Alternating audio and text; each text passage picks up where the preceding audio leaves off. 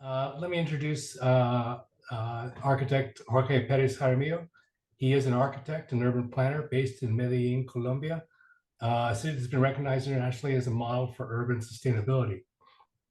He was, from 2012 to 2015, the chief city planner for the city of Medellín and contributed to many initiatives that created green spaces, new green spaces for Medellín, particularly those in low-income neighborhoods that created very welcoming public spaces.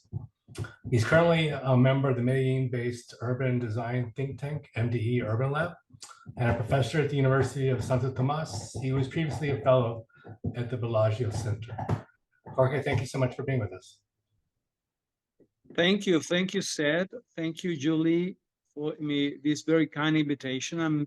I'm pleased to participate in this session and to share with the students and to the audience some of the knowledge we have had here in these long years of work.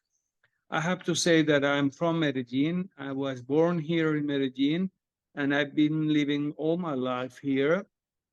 I have had a very complex career as a professional, both in the academia, in the private sector, and in the public sector. I have had practice. I've been a researcher and also a professor. And during some times I was working with the city and with the Metropolitan Authority from the public sector. So all I will talk is about our own experience. It's not something that I have studied. It's not my research, it's my life. And as you might know, we will present the case of a very complex city that was known worldwide for its problems. It was problematic in many levels, not only in terms of urbanization, but also in terms of terrorism, violence, and many things that make the city almost inviable. And also is a city that shows as a good example, as a good case study, all the problematic conditions of many cities worldwide in the third world. It's a city that grows so fast, and also with strong poverty and extremely segregated and poor communities on the outskirts of the city. So I will tell you about all this storytelling. But the main thing is that behind everything, through democracy, through good management, but also through the support of participatory planning and participatory processes where the architects, the urbanists, the landscape architects, the engineers, and everyone from different sectors became members of a strong force of citizens that contributed to transform the city. So I will use a presentation in two parts. The first part is are two videos that we prepared for the Seoul Biennale of 2017 that will show you the general landscape and an overview about the city. And secondly, I will use a presentation to talk about some conditions and some particular projects of Medellín. So Julie, if you like, we can start with the first part of the presentation. Located in the northwest of South America, is a place, a beautiful place with a strong biodiversity. It's the country where the Cordillera de los Andes, the Andes Mountains range ends and goes to the sea. Is the connection between the two oceans, the Atlantic and the Pacific Oceans. Colombia has two coasts. Colombia has a population of 50 million people, and Medellín in the metropolitan area is around 4.5 million. So it's a place with an altitude of 1,500 meters high over the sea level. We have mountains. We had many streams of water, many forests, and also a very important group of cities. The valley of Medellín, called the Valle de Aburrá, is a valley with 10 towns with a river that goes in the middle of the valley. And the urbanization is it's big enough, but also very recent. In the 19th century, we were less than 100,000 people, and now we're 1.5 million. So you can imagine how difficult it is to plan in a city where the growth of the population is so fast, and where you have to deal with very difficult conditions in terms of economics, politics, and also terrorism and violence. Medellin was very known worldwide, very well known worldwide because of guys like Pablo Escobar. Through the history, we were a center of drug trafficking, and but also we have been the city of some urban kind of miracles, because there are some projects that today are part of the presentation of the city worldwide. The cable cars, the renovation of the mountain of garbage of Moravia, the creation of many public spaces like this that you are saying, the staircase of the Comuna 13, but also the UVAs. This project that is named Parques del Río, River Parks, are also very well known. So our democracy is very new. We started to have local elections just at the end of the 80s. And the transformation of all the situation of Medellin has been only a process of 40 years now. I have to say that the transformation of the city is still incomplete. We keep on doing that. And this image that you are seeing is the presentation of the city, its urban form, and the result of the graphics are the model for the city planning. We are trying to create a blue area in the middle of the city, in the middle of the valley, besides the river borders, with strong density, trying to create a more dense, compact, and sustainable city, interconnected with strong mobility systems, the metro, the BRT, the system of public spaces, the system of universities and public facilities, to create a more compact city and to control the growth of the city towards the mountains. We want to control the growth of the city to preserve the biodiversity and the richness of the green areas on top of the mountains. But we already have many people living in poor communities through informal settlements on the mountains, on the outskirts. You are seeing that. So we have created many projects like this one that is the UVAs, that are public spaces like these UVAs, public spaces built over the the traditional water tanks for water supply. We created public gardens, public areas for recreation, for education, with Wi-Fi installations and so on, to create a more compact and dense barrios also, but also barrios with strong centralities of public space and urban life in the midst of these extremely poor and extremely difficult conditions of life. The city has developed a system of public policies to provide a majority of, to the majority of the population, 95% more or less, of access to water supply, energy supply, gas supply, TV, cable, everything. So we have a strong community public facility company that is able to provide all the services for these communities. We provide very much public education, health care for all, and we are fighting against difficulties of them in terms of violence, poverty, and that.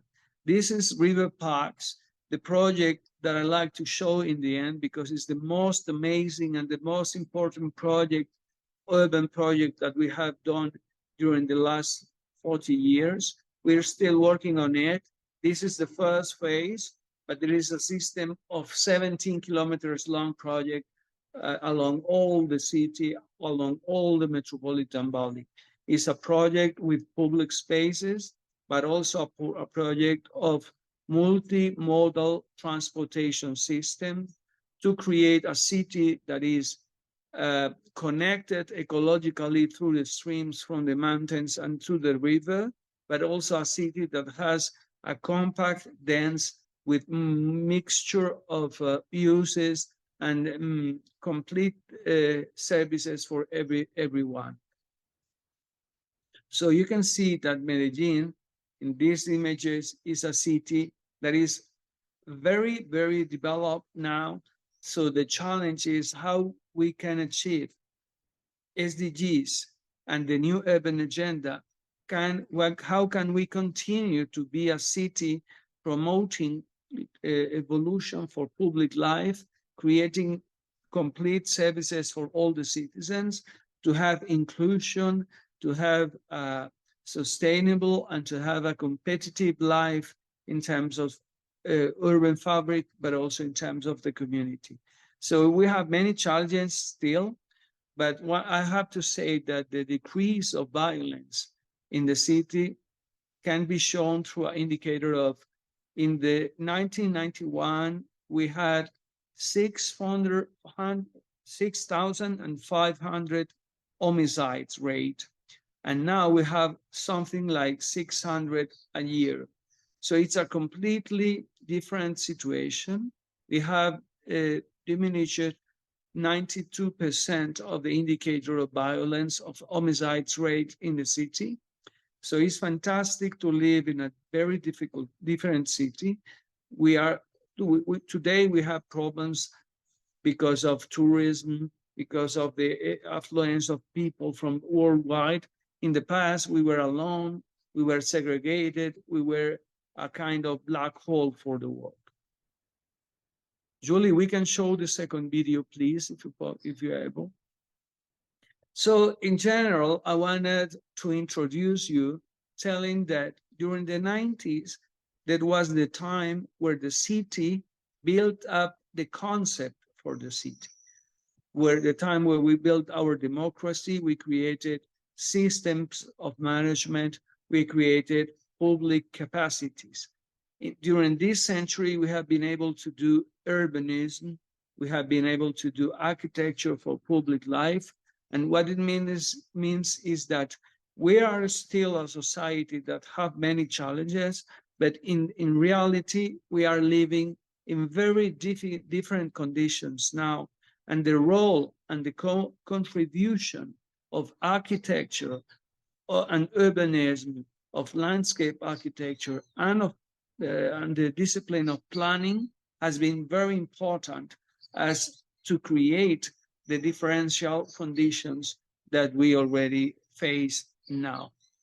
So I will use the presentation that I have prepared now, that is a PowerPoint presentation with some samples, some explanations of the conditions of Medellin. I will show you some projects that were developed during the last years by many people, many friends, many teammates. And then in the end, I will show you some of the projects that we lead when I was the chief planner of Medellin. This is a book in Spanish, a storytelling that I prepared about Medellin. It was published 4 years ago, and I'm now working in the English version to have an English version that I will name Medellin, a case study of architecture and urbanism. Next, please.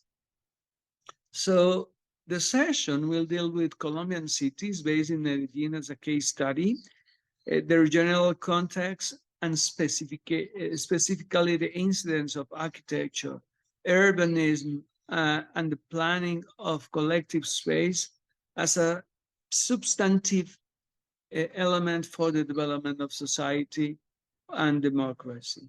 We will explain some elements and experiences of how from cities they gave that have developed very quickly and densely, like many cities in Latin America, with very high territorial and population expansion, great informality, economic limitations, and absence of state institutions, as well as their management capacities, and the support of the inhabitants, architecture and urbanism can contribute to create a more healthy, peaceful, and competitive city to all. So in this presentation, I will try to share with you these elements. Next, please. Medellin is, as I told you, located in the northwest part of South America.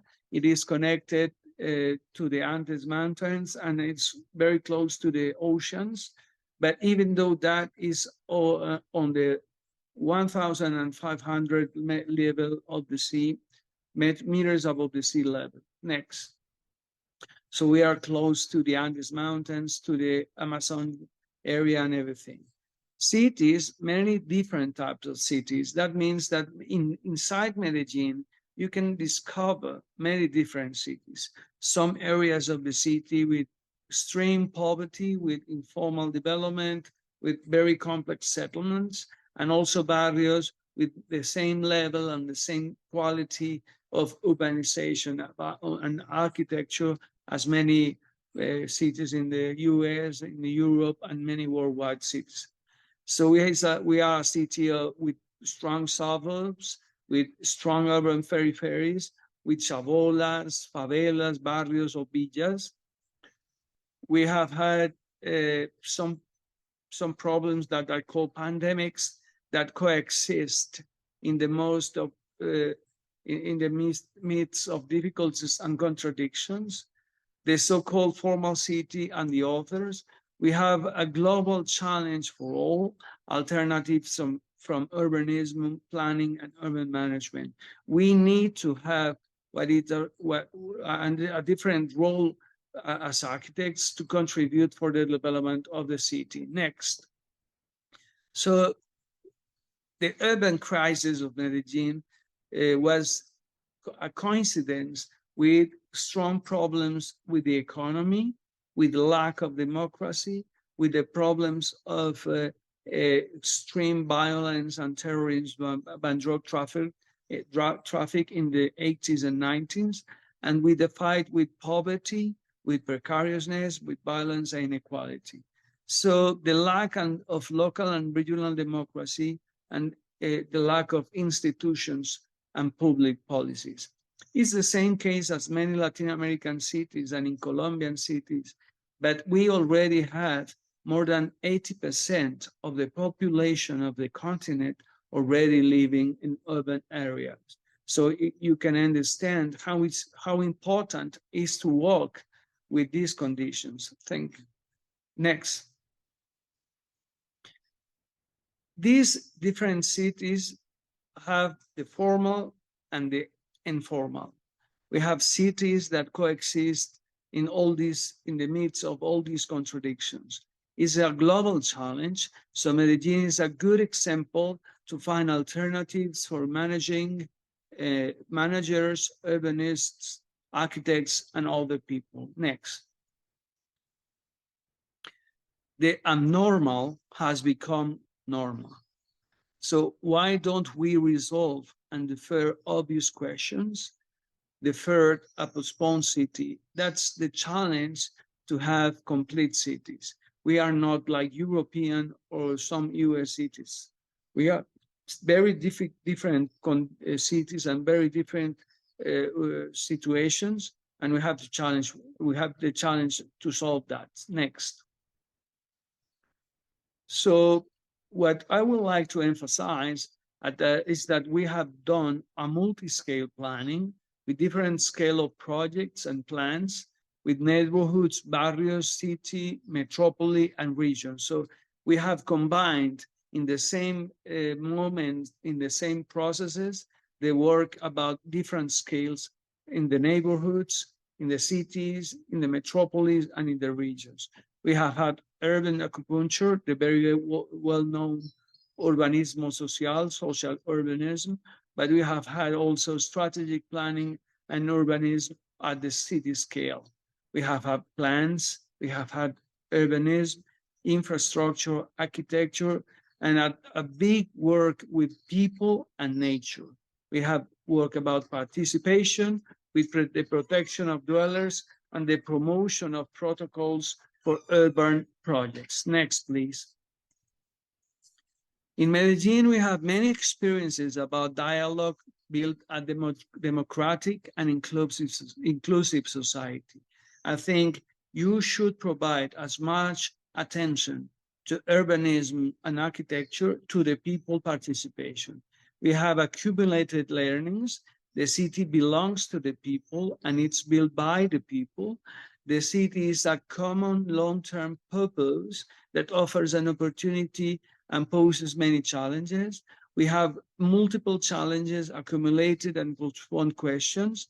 And we have building a society is a process that agrees and is committed to solutions. A society that is ready to work in the essence of a more just, equitable, and viable future. A society that asks the right questions has also the opportunity to build a future, the path of citizen participation. Next, please. So we have accumulated learnings and how will be our role as architects and urbanists in the future. That's a big challenge for all. Thank you. Next. So this is the first map I'm known about Medellin. You can see the river on the left side going to the upper side as the north. You have a very small village. Next. Then you have this map where how the city started to grow some place a little far away from the river because it was the danger of floods. So the city growth was far away from the river. Next. You see that this is a city over the water. It's a valley of streams. You can see with colors how the streams comes from the mountains to the river area in the middle of the valley. Next. So you can see that in the 40s, in the beginning of the century, of the 20th century, we have had ideas and projects for having the river as a park. We canalized the river, we converted into a channel. So then after that, during the 50s, we did a master plan, a pilot plan inspired on the theories of CIAM, the Siam by Le Corbusier and the group of modern architects. So Jose Luis Serrat and Paul Wiener, while Jose Luis Serrat was the dean of Harvard GSD, came to Medellin to lead the master plan of the city. And they used the plan to realize that we have a fantastic opportunity with nature, with the mountains, with the hills, and with the streams that goes along the river, along the city to the river. So he proposed from the beginning to use the rivers as a linear park system that has ecological connectivity and ecological continuity. Next. So you can see in these maps the evolution of the city. So in just one century, almost 120 years, we have multiplied for 42 times the population of the valley. So is a big question about how to plan, how to manage a city like this. And it's a big challenge in terms of how do we impact on nature and how we destroy the water streams and the system of forest that are around the city. Next. And then you see this graphic that shows you the evolution of violence in Medellin. And you see how during 1991, we conquered the most difficult time of the city with the strong indicator of violence and homicide rate. It was the year when Pablo Escobar was really fighting against the system of the democratic and political system of the country. And I have to remember that in '93, he was killed by the police and the army. So from that moment on, the process of Medellin has become different.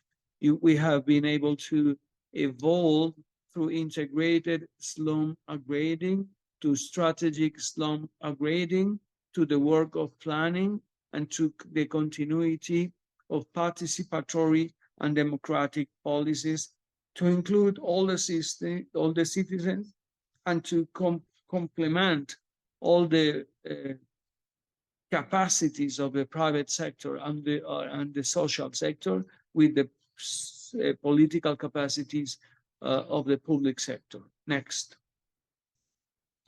So this presentation will focus on projects and the role of architects and urban planners in the democratic construction of the city, in the context of cities for all, complete, inclusive, equitable cities, and civic and public scenarios. Next. So this is a map of Medellin that was prepared some years ago by Marisa Asari in Berkeley that shows where are the main projects, the main urban projects located in the city. So that it's important to understand that the main focus of the political and public management was to intervene in the poorest areas of the city, trying to create conditions of life, trying to provide services, trying to contribute for the emergence of a society that has opportunities. Next. Mobility and sustainable transport has been very important. One of the things that Medellin has understood is that transportation is not infrastructure only, it's infrastructure for social integration and accessibility.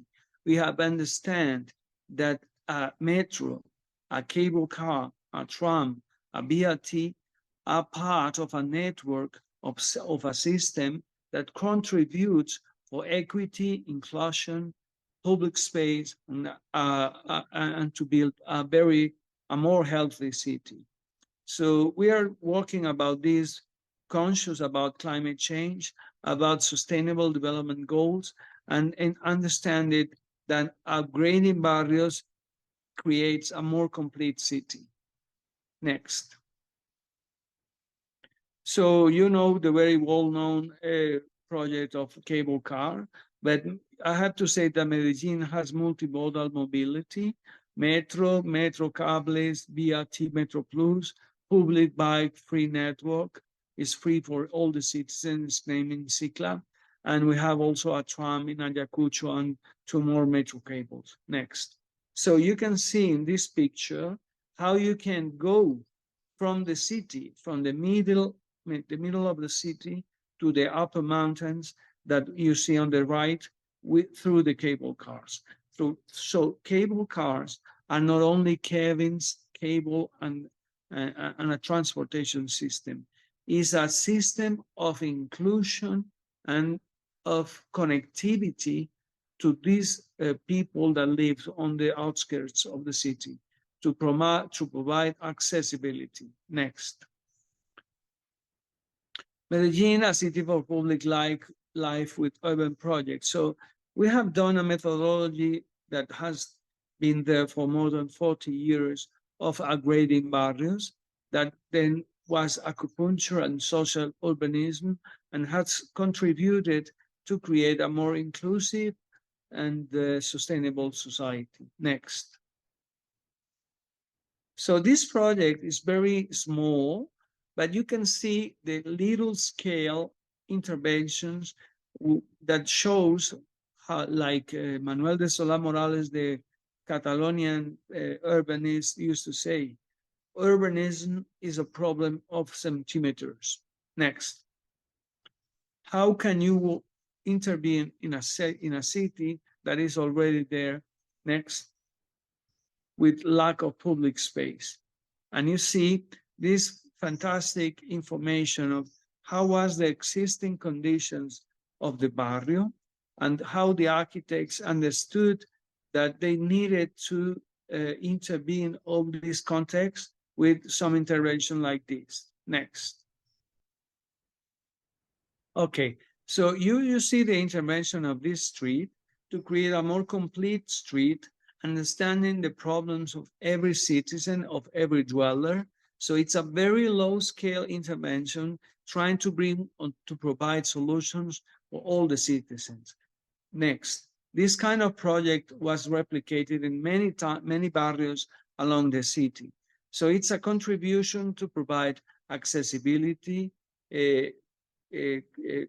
good streets for the blind, good streets for the elder, good street for the kids, for everyone. Next. Next. So through this project, we created also a book which has the recommendation, the technical recommendations to create complete streets. So the whole city has now a regulation, a system of regulations to build technically the public space. So every architect that is working on public space has to work with the Manual de Espacio Público, the Manual of Public Space, to build his own solutions. Then here I can show you the methodology of UVAs, Proyecto Urbano Integral Urban Project, that this was one of the first, and is a system of interventions inside the barrio that creates conditions for public life and peaceful coexistence of the different barrios in the city. Has connections, has bridges, has an opportunity to create a community. Next. So urbanism has that power, the power of transform, where you have risks, where you have no public space, to have a strategy to manage the risk, to create safer conditions, public housing, and public spaces for all. Next.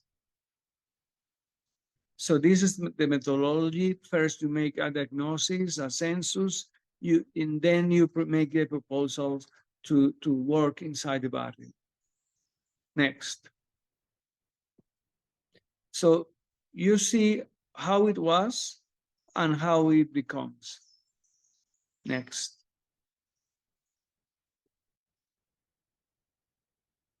Next. So you understand that this is a matter of having consciousness about what the people needs. Sometimes what they need is not money, is to have a good city, to have better conditions of life, to work about dignity. You also have to work about economic policies to provide more employment, more jobs, to have more opportunities for the people, but you also need to have public spaces and services for transportation, for accessibility, to create a city that belongs to the people. Next. This is a very problematic project. It's in the area where the University of Antioquia, the biggest university of the city, is built. It's close to the botanical garden. It's close to the most important system of hospitals and healthcare area. But it is also close to the river and to the terminal of buses terminal. But is the garbage mountain, is the dam where the city during the 60s and 70s created a very problematic situation. Next. So this was the reality, a mountain, a dam where the people used to live in. So now you have a barrio on top of the mountain, and it is very dangerous because of explosions of gas and health problems, and a very extreme difficulties for the people life. Next. So in 2004, we started a work with studies, planning, with the cooperation of universities, and with the big investments, and created a project, a master plan for the recovering of this area. And you can see the result after 11 years of work and an investment of more than $80 million, and how Moravia became in that moment a proposal for the future, a garden. So we transform a dam into a garden. Next. This is a representation of a methodology that we use to work in the middle of informal settlements. So we go there, we work about how can we provide conditions for accessibility to healthcare, to education, to complete the cities, but also to improve, to upgrade the houses and the barriers. Next. This project is fantastic. On the image of the left, you see the valley, and on top of the valley, close to the mountains, the places where the dark areas of the water tanks were located. We understood that those areas were areas with problems because of high density, with informal development, with lack of facilities for public services, and indicators of like a red zone of violence and delinquency. Next. So you see in the midst of these barrios, you have green areas with water tanks, with the conditions to have security. We close the water tanks with walls and fences. So the mayor and the planning process created a project called the Unidades de Vida Articulada, UVAs, to create civic facilities where you used to have water tanks. Next. So now, with participatory design, we transform this in the middle of a barrio, in the center of a barrio, next, into this. So what it was, a water tank only, was transformed into a water tank with services for the community, with civic facilities and activities, and with recreational services for the people. Next. Those are the UVAs. Next. So you can see how dense is a barrio like this, and you can see also the scale and the importance of the UVA in the center of the town. Next. On top, you see how it was before, and on the right, you see how it is now. Next. Next. So territorial planning is also important. Conceptual model of the city as a strategic plan is as important as the projects. You need the projects, you need the local and low-scale interventions, but you also need to have a strategy, because a local intervention provides solution to many problems, but the strategic plan creates condition to provide more important and more wider solutions for all. So el modelo de ocupación territorial, el plan de ordenamiento territorial means strategies for urban development. Next. So this is a drawing of the map. You can see the section of the valley on top.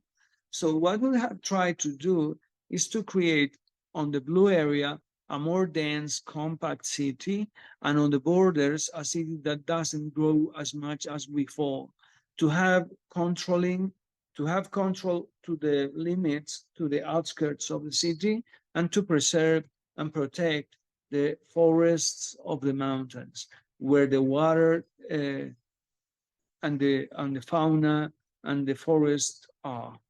Next. So you see an overview about Medellin, and you look at how can be a more dense city inside. On the left side, on top, you see the downtown. On the right side, on top, you see how the barrios are going on top of the mountains. And below, you see the possibility of urban densification. Next. You see that we have been dealing with this problem, political and technical and economical problem, because we are destroying the forests, we are urbanizing the mountains, we are colonizing the places that should be protected to create a landscape for all as a urban heritage for all. Next. Here you see the cable car, the station of the cable car on top that connects the barrios and the green belt on top of the mountain to the city. Next. The strategy was to preserve these forests like this, to have like a green belt on the border, to have a very densified city in the middle along the river, and to have a conventional densification on the general form of the city. Next. So on the borders, we used to create these. We created a project called Jardín Circunvalar de Medellín, and we started the first phase to create a public garden for that will connect all the valley as a green belt for public life, with pedestrian pathways, recovering archaeological sites, and created public gardens and horticulture, public horticulture and agriculture for all. Next. Having sports facilities on top of the mountains to solve the problems that these communities already living there has. So we have to control the expansion, but we have to complete the conditions of life, the basic services that they need. Next. So you see the evolution of the metropolitan valley, with Medellin as a nuclear city in the middle of a linear city that goes along the river. Next. So the model is on the left, is how can we control the expansion and densify, have the more density in the middle of the river area. And you see the metropolitan and the regional planning that we have developed at the same time. So the concept of multi-scale planning is municipal, metropolitan, and regional. Next. So this is the synthesis of the territorial model. Next. A drawing about that is the same as we do as architects for a small project of a small scale intervention. Is the same thing that we do for a big city planning. Next. So this is some maps. These are some maps that explains how you create create conditions for the connectivity of the two borders of the river, and how do you make stronger the capacity of the barrios to have a proximity urbanism with pedestrians, with bike lanes, and with good services in the center of this kind of 15-minute city, with the proximity to the barrios and the maintenance of the heritage that they deserve. Next. This is an overview about Medellin. Next. And this is the inspiration of the River Parks project. The River Parks is a strategic project to create conditions not only for public space, but also for transportation systems, a multimodal transportation sector, to have water sanitation of the river along the city, and also to create connectivity in terms of ecology with the mountains and with the streams and the hills. Next. Next. So in this diagnosis that we did in 2004, we understood that we were creating a city that couldn't grow inside the river area, because the regulation, the zoning of the city created a condition of no housing close to the river and to the metro. So what we did was to transform all the regulations of the city to create a city that grows inside, that grows to the river, that creates a more compact and sustainable city. So the idea in general was to create a more green and sustainable city. Next. So some experiences with these kind of projects of in some area that we call the civic hall. You see, this area was the historically was the place of the railway. In the 70s, the railway disappeared. So the city has to transform this area that was planned since the times of José Luis Certa and Paul Wiener. And we created the conditions from inside the school of this master plan. This was designed by the School of Architecture in 1998 with the support of some professors and students. And I will show you some projects and images of the evolution of this area. Next. You can see in this area many projects from the government, from public institutions, greening and landscaping the city and creating conditions for public life. Next. Fountains, forests, public spaces for the kids and for the adults. Next. And you see on the right side the comparison with the situation on the beginning of the century on the left, on top, when you can see no green areas. So you can see how we have been able, through urbanism, through projects, to greening the city. Next. So I will show you to end River Parks project, which is the one project that was shown in the end of the videos. That is the most important project and the system of a system that will transform the city through a very strategic intervention. So this shows you the power of plans, of urbanism, of infrastructure, and of architecture. Next.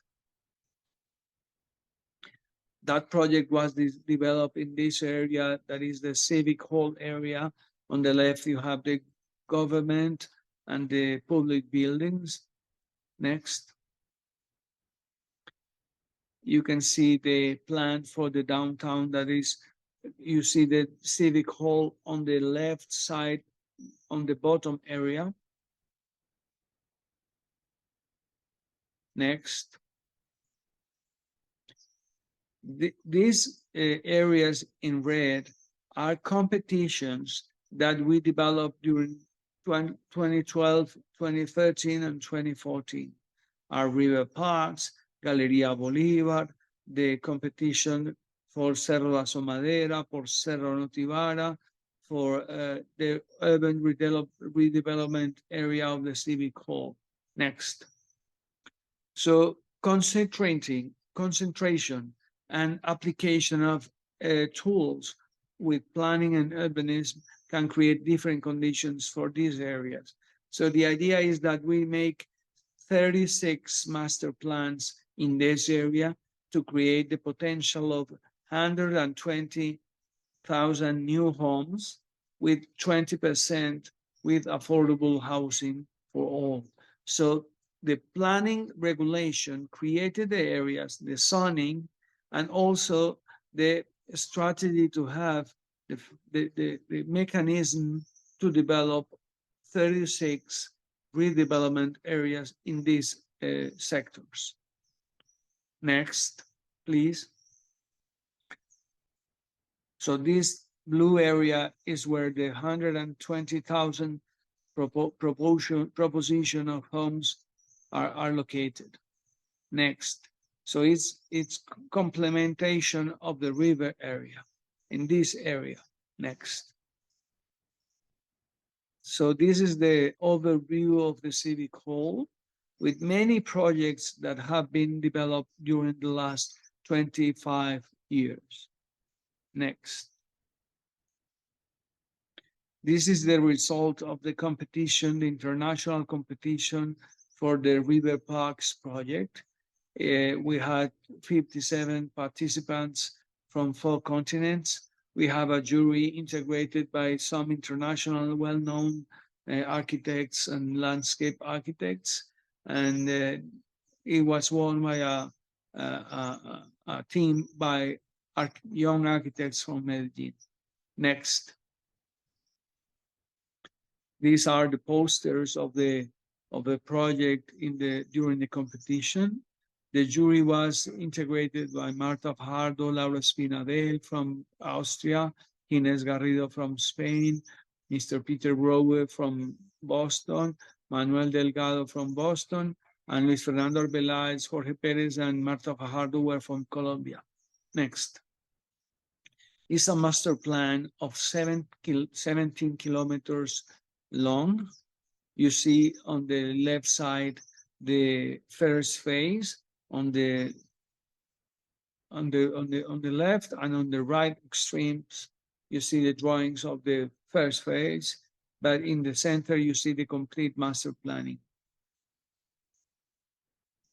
It's named River Parks because it's a system of projects. It's not only one intervention, but systematically there are some interventions along the city. Next. And on the left, you see the traditional section of the river, and on the right, you see the new section. The left one was a functional system for the city. The river was converted into a sewage channel with towers of energy, with infrastructures for supply of gas, of telecommunication, of anything. And then on the right, you see a section that provides the same solution, that has some underground traffic, and on top, the park, the people, the life of the people, and the ecological situation. Next. So this is on the left, you see the project undergoing, and on the right, the explanation of the section, of the new section, a section that allows you to create a new park. Next. This is the Noli master plan of public space. Next. And these are some images of the park built. Next. With the people. Next. Next. Next. Where you used to have cars and trains, now you have people, and the cars and trains are below. Next. Next.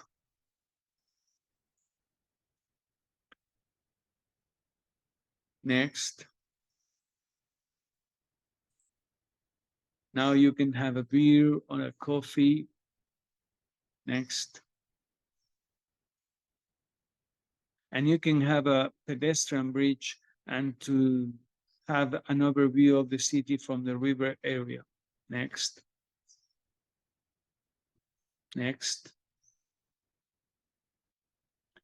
So this is how the landscape of the city today is. Next. Next.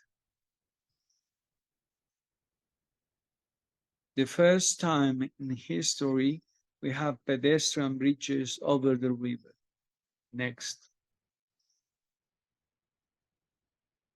So to end this presentation, I would like to say that the city belongs to the people and is built by the people. The city is a common long-term purpose that offers us opportunities and poses many challenges. We have multiple challenges, accumulated and postponed questions. Building a society that agrees and is committed to solutions is the essence of a more just, equitable, and viable future. A society that asks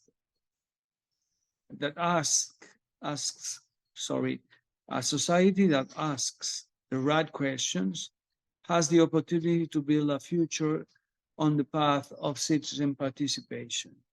We live in a time of extraordinary challenges and unifying unlimited potential to the architects and urban planners, and there's many people waiting for us, for our proposals. So we must leave no one behind, and we have a very powerful tool as architects, as urbanists, and as planners to solve the people's questions. Next. So thank you for this time. I have this fantastic opportunity to show you some ideas and some knowledge about our experience here in Medellin. Thank you very much, and I'm open to questions and commentators. Thank you.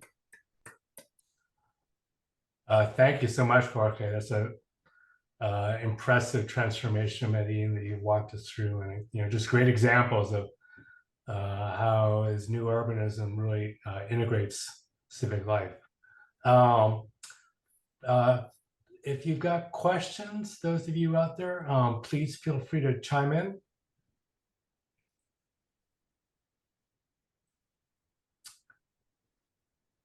Jorge, while folks are coming off mute, I do have a question. I know you've been very involved as a planner in the new urbanism of Medellin, but you've also been very involved in the School of Architecture at two universities. Can you talk about the way in which when you were either a professor or dean, what was the curriculum in Medellin in terms of architecture and sort of this place of focusing on public life and creating sustainable landscapes as part of what architects were trained for? Said something that was very important for us is that we used the schools of architecture and urbanism as a very powerful instrument for the transformation in many levels, because first, you build knowledge. Secondly, you teach to the students and you prepare the students to be architects and urbanists able to work with public matters. And as a result of everything, what happened in Medellin was that the most important architects and urbanists of the city became public servants. So we understand that the role of architects and of urbanists working in the public sector was as important as working in the private sector.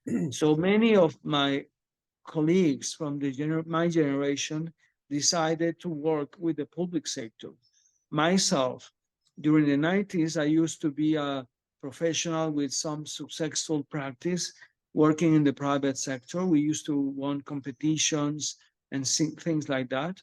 But I decided to work with the public sector twice, and I closed my studio and started to be a public servant. So I think what happened with the schools of architecture is that they were like laboratories to think about the city problems and to provide solutions for the future. Thank you. I was sort of thinking that it did seem like Medellin became just a great laboratory for small and large scale projects and how to integrate them. So I appreciate that. There's some questions that have been put in the chat. So Jorge, I'm going to provide them to you. One of the questions is if you could comment on Medellin now, which has seen a lot of tourism. Are there negative effects about the current attraction of Medellin? We have a very problematic situation with tourism. I have to say that during the 90s of the last century, we decided to have a strategy to change the image of Medellin as a very violent city. Medellin was like a black hole for the world, and now is a poster child. So the increase of tourism is creating difficulties inside the city. We have gentrification problems, we have sexual tourism and other problems in the city. So we went from being segregated and excluded to being negatively impacted by tourism. So it's the success of the city has become a problem. That's very interesting. I had another question about the transportation network in Medellin and whether the different modes of transportation are operated by the same organization. So if you're traveling from one mode of transportation to the other, do you use the same payment methods, for instance? They are not operated by the same company, but the metro controls the metro, the tram, and the cable cars. There's a different company for the BRT bus systems, but they are operated by the metro. And the final company in Cicla of the bike lines is the Metropolitan Authority. But we have a system that we created in the past that is the multimodal metropolitan systems that are integrated. So there are some complexity, but in general, the different transportation modes are part of a cooperation between different companies. Yeah. Thank you. Another question has to do with the centrality of the river to some of the new projects. Can you talk a little bit about if the river presents any flooding risk and about the water quality of the river? We have very many difficulties with the river because the process of urbanization of the city has created problems with the urban drainage system. So even though we have good infrastructure, when it rains, it is so fast, the water going to the river stream. So sometimes we have flooding, sometimes we have problems. So we have many challenges, but the idea of the River Parks project is also controlling the flooding, because the River Parks first phase is almost 2 meters higher than the rest of the city. So there's the River Parks is not only a project of public space, it's a public space, it's an ecological strategy, it's a sanitation strategy, it's a transportation strategy, it's a drainage, the flooding protection strategy. So at the same time, it's very complex and different.